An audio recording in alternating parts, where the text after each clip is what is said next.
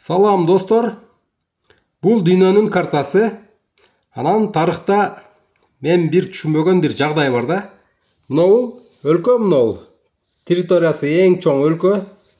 Мынабул кызыл болуп белгиленип турган өлкө тарыхта эч качан кубаттуу мамлекет, эң кубаттуу мамлекет болгон эмес. Эң өнүккөн, эң армиясы күчтүү, эң илим өнүккөн, эң курал жарагы күчтүү мамлекет болгон эмес да.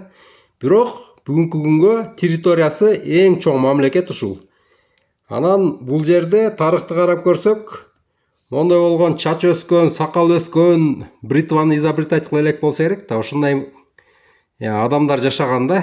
Кашык менен колдонгонду билишкен эмес. Могул 20-кылдын башындагы эле сүрөттөр, жыгачтан жасалган үйлөрдө жашашкан, хижиналарда. Мондой болгон эле адамдар жашашкан да. Бир эң кубаттуу мамлекет болгон бир кездерде деп айтылбайт тарыхта. Анан бүгүнкү күндө аймагы эң чоң, 11 часовой поясу бар.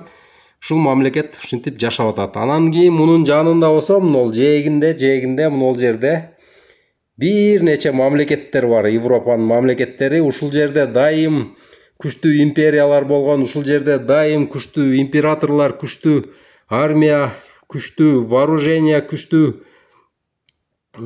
полководецтер өткөн да.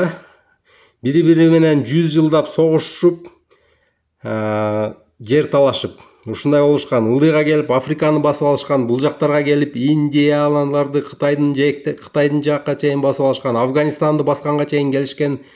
Буякта Австралияларды басып алган, өйдө жактагы могул аралдарды, Гренландия, анан кийин кеме менен келишип, бул жактан мына Американы басып алышкан европейцтер. Бул